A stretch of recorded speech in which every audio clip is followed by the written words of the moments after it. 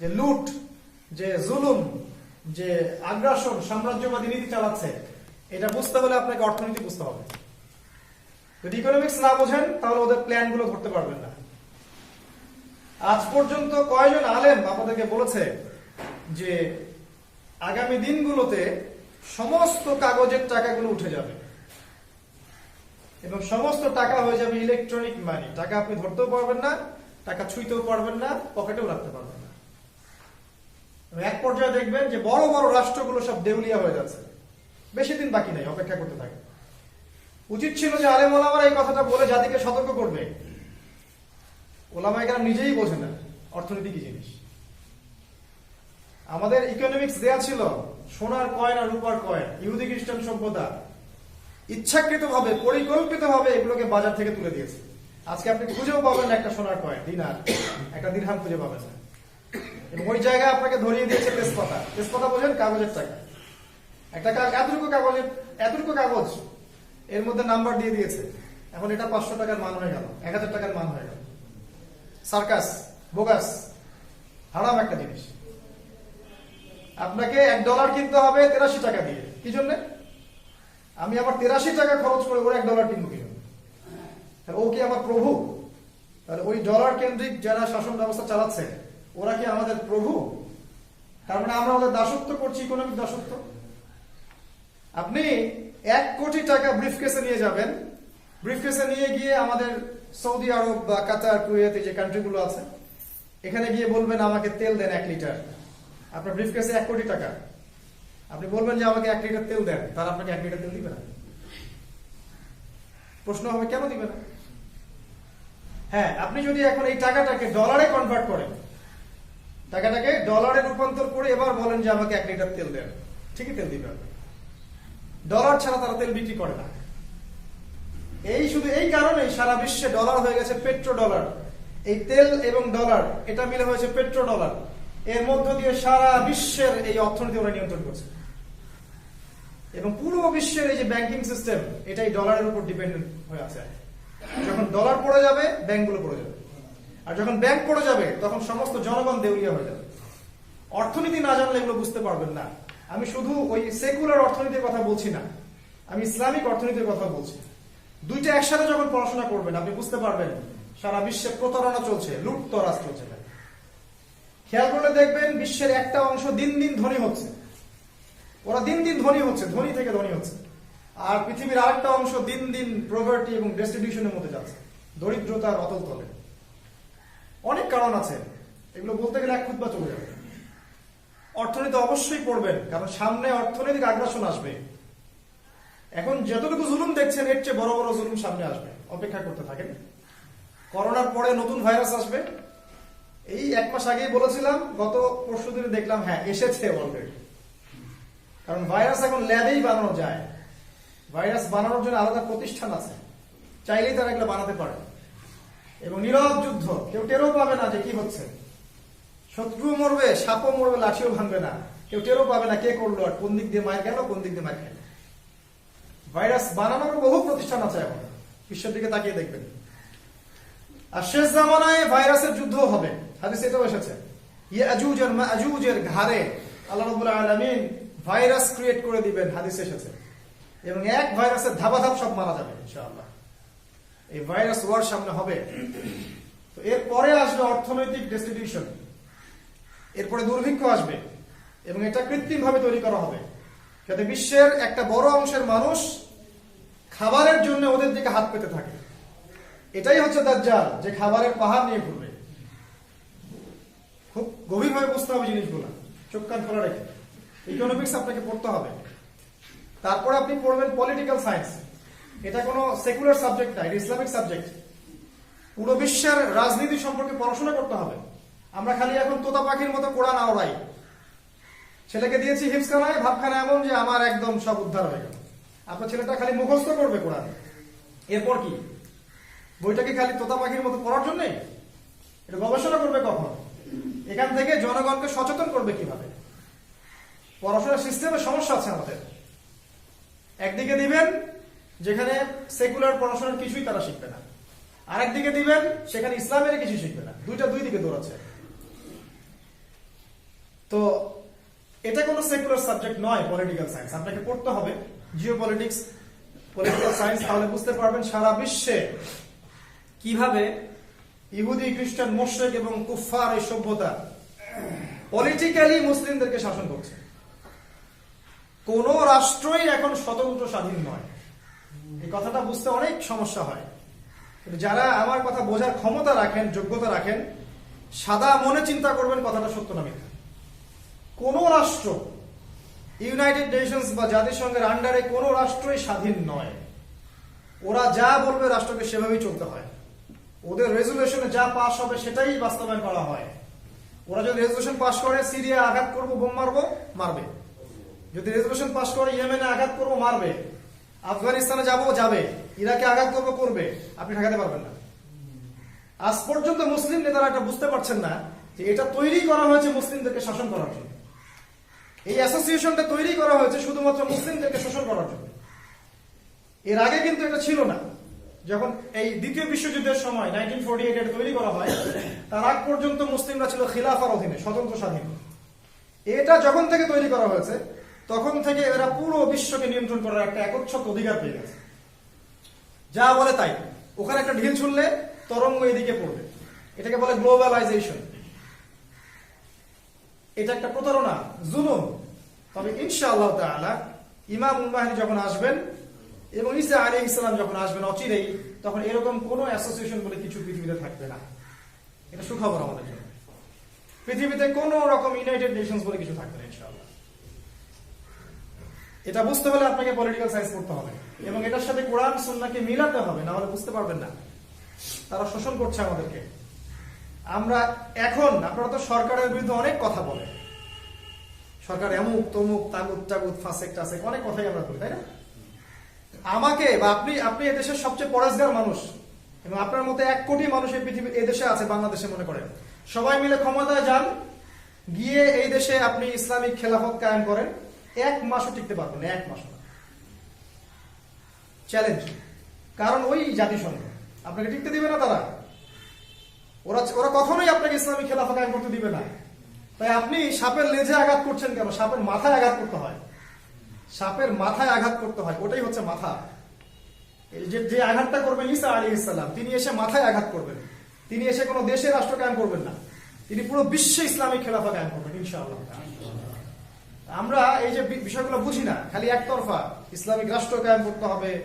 এটা করে দেখছেন কি বাংলাদেশের আমরা সবাই মুসলিম ভাই ভাই শত্রু হয়ে গেছি।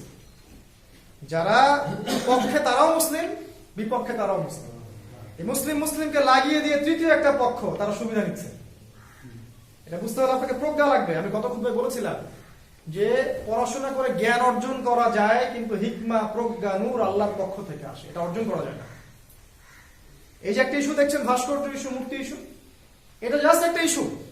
এখানে ডানে একদল, বামে একদল, উভয়েরই ভুল হচ্ছে, উভয়েরই ভুল হচ্ছে। এই দুই পক্ষের বাইরে তৃতীয় একটা পক্ষ আছে যারা চাচ্ছে যে ঘোলা পানিতে মাছ শিকার করবো। যখন লাগিয়ে দিবে উভয়ের মধ্যে, তখন দেখবেন পিছন থেকে একটা তৃতীয় পক্ষ বের হবে, ওর আরেকটা উদ্দেশ্য আছে। আমরা খুব আক্রমণাত্মক ভাবে আগাচ্ছি, ভুল হচ্ছে এটা। আমাদের ইসলামপন্থীদেরও ভুল হচ্ছে, গভর্নমেন্টেরও ভুল হচ্ছে।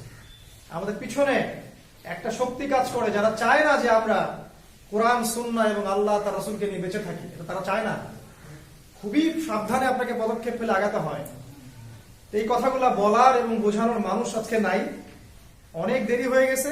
আমরাও বয়স অনেক কম, আমাদের কথাবার্তা সবাই ওইভাবে রিসিভ করে না। কিন্তু এতটুকু বলবো ইনশাআল্লাহ তাআলা আগামী দিনগুলোতে এই কথাগুলো বোঝার মানুষ আল্লাহ তৈরি করে দিবেন ইনশাআল্লাহ। আজকে যা দেখছেন সেটা সামনে থাকবে না। এই পড়াশোনাগুলো আপনাকে করতে হবে। এটা হচ্ছে আখিরুজ জামানের প্রথম কাজ। আপনাকে ইলম অর্জন করতে হবে, কোরআনের ইলম, সুন্নাহর ইলম। কোরআন সুন্নাহর সাথে আপনাকে নবীর জীবনী পড়তে হবে, ইসলামের ইতিহাস পড়তে হবে, অর্থনীতি এবং রাজনীতি পড়তে হবে। এর সাথে জিও পলিটিক্স বলে একটা কথা আছে, ভূ রাজনৈতিক প্রেক্ষাপট, এটা বুঝতে হবে আপনাকে। আরেকটা বিষয় আমি এড়িয়ে গেছি, সেটা হলো সায়েন্স এন্ড টেকনোলজি। এটা খুব ইম্পর্টেন্ট সাবজেক্ট। মুসলিমরা এখান থেকে অনেক পিছিয়ে যাচ্ছে। এই জায়গায় ইসলামের বিরুদ্ধে শক্তিরা এগিয়ে আসছে। দেখুন, আমরা অনেক কথা বলি স্বাধীনতার 50 বছর ইত্যাদি ইত্যাদি, একটা পারমাণবিক বোমা আমরা তৈরি করতে পারিনি আজ পর্যন্ত, একটাও না। ইসলামের বিরুদ্ধে শক্তি যারা আছে তারা শত শত তৈরি করে ফেলেছে এবং ওগুলো তাক করে আমাদেরকে ভয় দেখায়। ভয় দেখায় না? আমার কাছে অস্ত্র আছে, আমি তোকে মেরে দিব, ভয় দেখায়। আজ পর্যন্ত আমরা কিন্তু এই পর্যায়ে যেতে পারি নাই, কারণ আমরা সায়েন্স এবং টেকনোলজির দিক থেকে পিছিয়ে পড়ছি। দুর্নীতি দিয়েই তো সব ভরা, নিজের জনগণের টাকায় লুটপাট করে খাচ্ছি।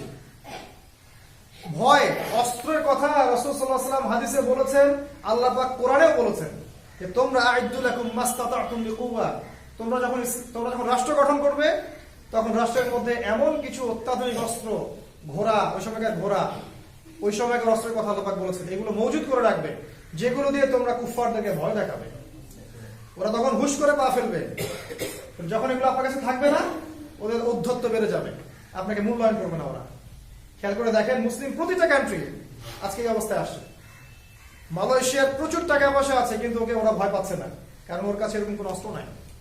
Afghanistan, Iraq, Iran, Libya, Syria, Lebanon, সমস্ত দেশগুলোকে ওরা শোষণ করছে, কিন্তু আমাদের কাছে এই ধরনের কোনো মারণাস্ত্র না থাকার কারণে ওরা আমাদেরকে ভয় পাচ্ছে না। আমরা ওদেরকে ভয় পাচ্ছি, কারণ চায়নার কাছে অস্ত্র আছে, উত্তর কোরিয়ার কাছে অস্ত্র আছে, ব্রিটেনের কাছে আছে, ফ্রান্সের কাছে আছে। ফ্রান্স বয়কট করলেন, ওর কিছুই আসে যায় না। ওর কাছে এমন নিউক্লিয়ার ওয়েপন্স আছে, একটা ফেলে দিলেই মুসলিম কান্ট্রি শেষ। কি করবেন আপনি? জনগণকে বাঁচাবেন কেমন? এই জন্য উচিত ছিল আমাদের শুরু থেকে এই দিকে ফোকাস করা। আমরা করি নাই, কোন আলেম মিম্বর থেকে কথাটা বলতেও সাহস পাই। এগুলো সরকারকে নসিহত করতে হয়, কারণ তারা সবকিছু বুঝতে পারবেন না। কোরআন সুন্নাহর সব জ্ঞান তাদের কাছে থাকবে না, এটাই স্বাভাবিক। এবং প্রত্যেক যুগের ওলামায়ে কেরামের উচিত কোরআন সুন্নাহকে দিয়ে বিশ্বকে ব্যাখ্যা করে জনগণ এবং সরকারের সামনে উপস্থাপন করা। এটাই দায়িত্ব ওলামায়ে কেরাম, বাস এতটুকুই। আল্লাহ পাক তাদেরকে এই ক্ষমতা এই জন্য পাঠান নাই জোর করে যাওয়া রাষ্ট্র ক্ষমতা দখল করে আসো, কখনো না। এই জায়গা থেকে আমরা সরে আসছি।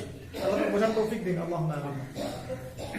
2 নাম্বার, ইলম অনুযায়ী আপনাকে আমল করতে হবে। 2 নাম্বার, ইলম অনুযায়ী আপনাকে আমল করতে হবে। এই জায়গায় আমি খালি একটা কথা বলবো, যে আপনি সকাল থেকে নিয়ে রাত পর্যন্ত যে কোনো একটা ভালো বই থেকে রাসূলুল্লাহ সাল্লাল্লাহু আলাইহি ওয়াসাল্লামের সুন্নাহগুলো শিখে নেন। তিনি কখন ঘুমাতেন, কখন ঘুম থেকে উঠতেন, তাহাজ্জুদে কি পড়তেন, 5 ওয়াক্ত নামাজ কিভাবে পড়তেন, দোয়া কালাম কেমন করে করতেন, জিকির আজকার কেমন করে করতেন, সারাদিন রাসূল সাল্লাল্লাহু আলাইহি ওয়াসাল্লাম কি করতেন, এটা জেনে আপনি বাস্তবায়ন করেন, আপনি সারাদিন ইবাদতের মধ্যে থাকবেন ইনশাআল্লাহ। সুবহানাল্লাহ। আপনার ঘুমটা ইবাদত হয়ে যাবে। দেখেন, তিনি রাত্রে তাড়াতাড়ি ঘুমাতেন, আমরা এখন ঘুমাই রাত 12টা 1টা 2টার দিকে। তিনি শেষ রাত্রে উঠতেন, ওই সময় ওঠার তৌফিক আমাদের হচ্ছে না, আল্লাহ তৌফিক দান করুন। ফজরের নামাজ জামাতে পড়তেন, আমরা নামাজে আসি না। আমরা ইসলামের জন্য জীবন দিতে চাই, কিন্তু নামাজ পড়ি না 5 ওয়াক্ত, সুবহানাল্লাহ। আমরা কোরআনের জন্য জীবন দিতে চাই, কোরআন তেলাওয়াত করতে পারি না। আমরা নবীর নামে কেউ গালি দিলে একদম রক্ত গরম হয়ে যায় একদম, নবীর সুন্নাহ আমাদের মধ্যে নাই। তো এইসব ভণ্ডামি দিয়ে ইসলাম কায়েম হবে না। আগে নিজের মধ্যে ঠিক করেন, নিজেকে ঠিক করে না। খালি ওই রাস্তায় নামা আর ভাঙচুর করা আর এই করা সেই করা, এগুলো আই ওয়াশ দিয়ে কিছু হয় না। কাজ নিজের মধ্যে আগে করতে হয়। আগে আমরা রাসূলের সুন্নাহয় আসি, তার মতো করে ঘুমাতে শিখি, তার মতো করে জাগতে শিখি। তিনি যেভাবে 5 ওয়াক্ত নামাজ গুরুত্বের সাথে মসজিদে পড়তেন, আগে সেটা করেন। তার সুন্নাহগুলোকে বাস্তবায়ন করেন। চেহারা সুরত দেখলে তো বোঝা যায় না যে এটা হিন্দুর চেহারা না মুসলিমের চেহারা। কোথায় আছেন? ব্যবসা বাণিজ্য করেন, হারাম খাচ্ছি। আপনি চাকরিতে গেছেন, প্রতারণা করছেন। সরকারি পোস্টে আছেন, দুর্নীতি করছেন। আপনি চাকরি নিচ্ছেন ঘুষ দিয়ে। সব জায়গায় তো দুর্নীতি, আপনার সব জায়গায় তো সুন্নাহ খেলাফ কাজ। তো এই ধরনের মানুষদেরকে দিয়ে ইসলামিক স্টেট কায়েম হবে নাকি? বরং এই ধরনের মানুষের উপরে যে ক্ষমতায় থাকবে তারও তো মহাবিপদ। সে তো বিপদ, মুসিবতে আছে সে। জনগণ যখন ইসলামপন্থী না হয় ততক্ষণ পর্যন্ত আপনি ইসলামিক স্টেট পাবেন না, সোজা কথা।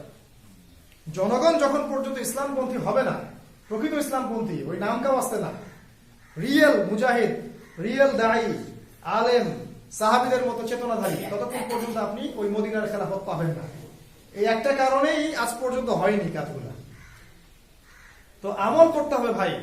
দিন রাত 24 ঘন্টা রাসূলুল্লাহ সাল্লাল্লাহু আলাইহি ওয়াসাল্লামের সুন্নাহ মতো চলতে হবে ইনশাআল্লাহ। আল্লাহ পাক তৌফিক দান করুন। দেখেন, রাসূল সাল্লাল্লাহু আলাইহি ওয়াসাল্লাম ইবাদত করতেন, নামাজ আদায় করতেন, পরিবারকে সময় দিতেন, তিনি দ্বীন প্রচার করতেন, প্রয়োজনে তিনি যুদ্ধের মাঠে যেতেন, প্রয়োজনে তিনি ব্যবসা করেছেন, তারপরে তিনি অনেক সময় পশুপালনও করেছেন, স্ত্রীর সাথে গল্প করেছেন, রাতের বেলা তাকে নিয়ে হেঁটেছেন। এই সমস্ত সুন্নাহগুলো আপনি শিখে নেন। শিখে নিয়ে আমল করা শুরু করেন, জীবনটা ইনশাআল্লাহ সুন্দর হবে ইনশাআল্লাহ। টেনশন কমে যাবে, বরকত চলে আসবে, রহমত নেমে আসবে ইনশাআল্লাহ। অতএব শুধু জ্ঞান অর্জন করলেই হবে না, জ্ঞান অনুযায়ী আমল করতে হবে। সময় নষ্ট করবেন না, আজকে থেকেই শুরু করে দেন ইনশাআল্লাহ। আপনি জানেন আগামীকালের কোনো গ্যারান্টি নাই, আগামীকালের কোনো গ্যারান্টি নাই ভাই। আজকে থেকেই শুরু করে দেন রাসূলের সুন্নাহর উপর আমল। কি পাবেন?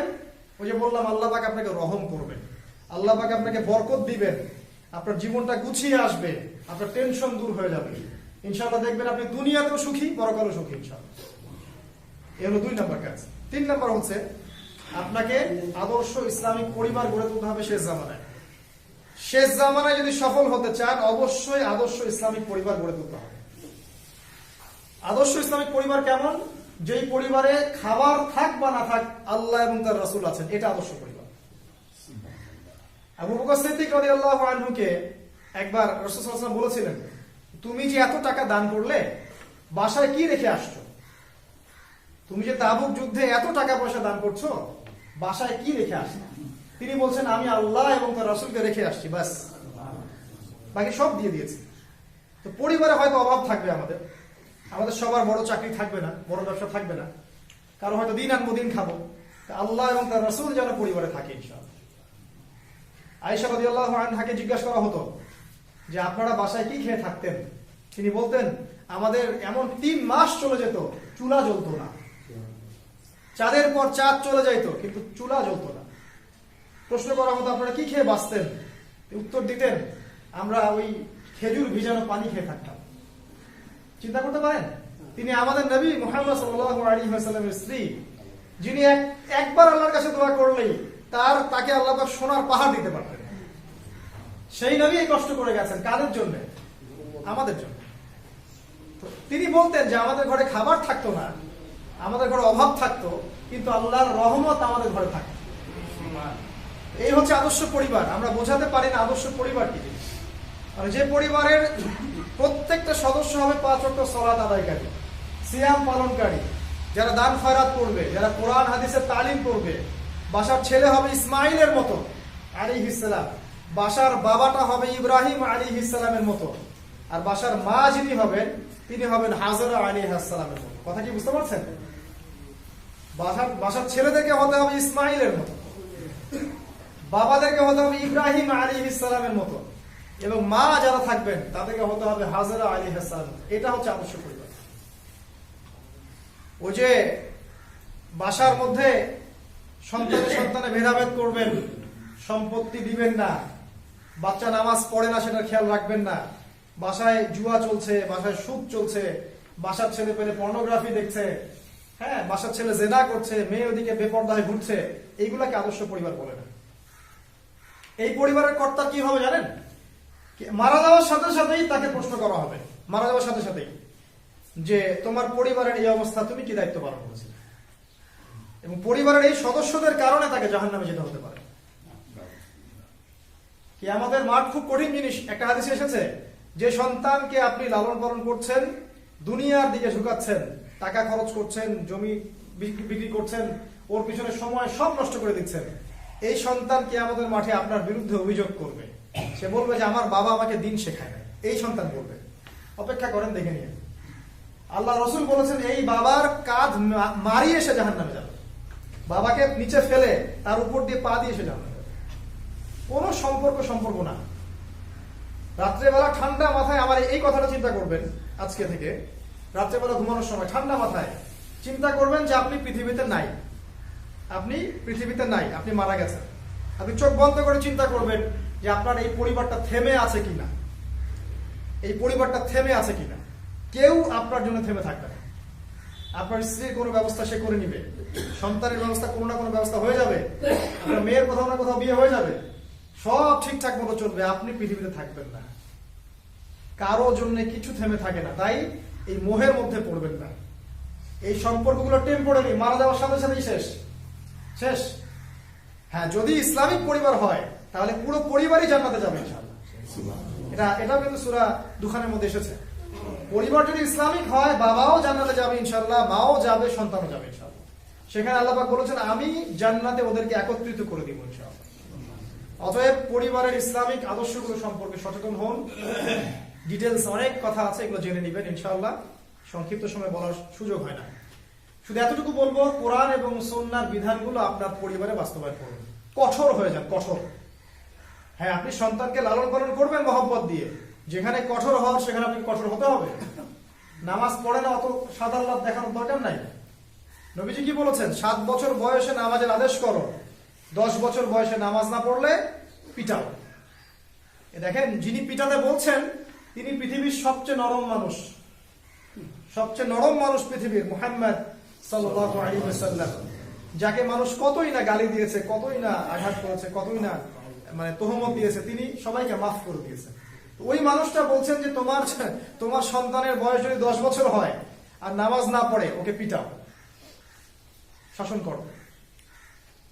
একটা হাদিস এসেছে, পরিবারের দেয়ালের মধ্যে শাসনের লাঠি কখনো নামাবে না, ঝুলিয়ে রাখবে। আদর করবো, মহব্বত করবো, সব ঠিক আছে, ওটা আদরের জায়গায়। যেখানে ইসলামের বিরুদ্ধে ও কিছু করছে, ওকে তখন শাসন করতে হবে। যদি না করেন, আপনার পরিবারে আপনি পস্তাবেন। আল্লাহ পাক বোঝার তৌফিক দান করুন, আল্লাহ আমিন। 3 নম্বর যেটা বললাম, আপনাকে আদর্শ পরিবার গঠন করতে হবে। শেষ করছি সময়। 4 নম্বর যে কাজটা করতে হবে সেটা হলো যে আপনাকে ইসলামের দাওয়াত প্রচার করতে হবে। এই দাওয়াত প্রচার করার দায়িত্বটা শুধুমাত্র আলেম ওলামার নয়, এটা মূল দায়িত্ব যদিও আলেম ওলামার, কিন্তু আমভাবে সবাইকে ইসলামের দাওয়াত প্রচার করতে হবে। নবী সাল্লাল্লাহু আলাইহি ওয়াসাল্লাম বলেছেন, বাল্লিগু আন্নি ওয়ালাউ আয়া, একটা আয়াত যদি জানো প্রচার করো। আপনি জানেন যে সুদ হারাম, প্রচার করেন। আপনার বন্ধু বলেন, ভাই সুদ খাইস না, সুদ হারাম। ভাই ওদিকে যাইস না, এই চাকরিটা হারাম। ভাই ঘুষ খাইস না, এটা হারাম। ভাই দুর্নীতি করিস না, এটা হারাম। এতটুকু তো জানেন আপনি। এখানে তো আপনাকে মুফতি হওয়ার দরকার নাই, মুফাসসির হওয়ার দরকার নাই, তাই না? এই দাওয়াতটা ছেড়ে দিলে কি হয় জানেন? এই দাওয়াত ছেড়ে দিলে উম্মাহ ক্ষতিগ্রস্ত হয়, সমাজে দুর্নীতি নেমে আসে, ফাসাদ জুলুম নেমে আসে এবং বিধর্মীদের শাসন চেপে যায়। একটা হাদিস এসেছে, যখন সমাজের মানুষ সৎ কাজের আদেশ এবং অসৎ কাজের নিষেধ ছেড়ে দিবে, তখন আল্লাহর পক্ষ থেকে গজব আসবে এবং তখন মানুষ আল্লাহর কাছে দোয়া করবে, দোয়া কবুল হবে না। সুম্মা তাদউনাহু ইলাইহি, তোমরা আল্লাহর কাছে দোয়া করবে, লা ইউস্তাজাবু দুআকুম, তোমাদের দোয়া কবুল করা হবে না। নবীজি বলেছেন। কখন হবে না? যখন আপনি সৎ কাজের আদেশ ছেড়ে দিয়েছেন, অসৎ কাজের নিষেধ ছেড়ে দিয়েছেন। প্রত্যেক ভাইকে অনুরোধ করব, যতটুকু জানেন দ্বীনের সম্পর্কে আপনি প্রচার করেন। যেটা মাসআলা কঠিন, ফিকহের ব্যাপার আছে, ইখতিলাফ আছে, বাদ দেন ওটা আপনি জানেন না, বলার দরকার নেই। যতটুকু জানেন সেটা বলেন, জানেন না চুপ করে থাকেন। এতটুকু কাজ যদি আমরা করতে পারি, আরেকটা নেকি পাবেন। যত মানুষ আপনার দাওয়াতের মাধ্যমে ওই আমলটা ধরবে, বা যত মানুষ আপনার দাওয়াতের মাধ্যমে ওই খারাপ কাজটা ছেড়ে দিবে, এই সমস্ত নেকি আপনার আমলনামায়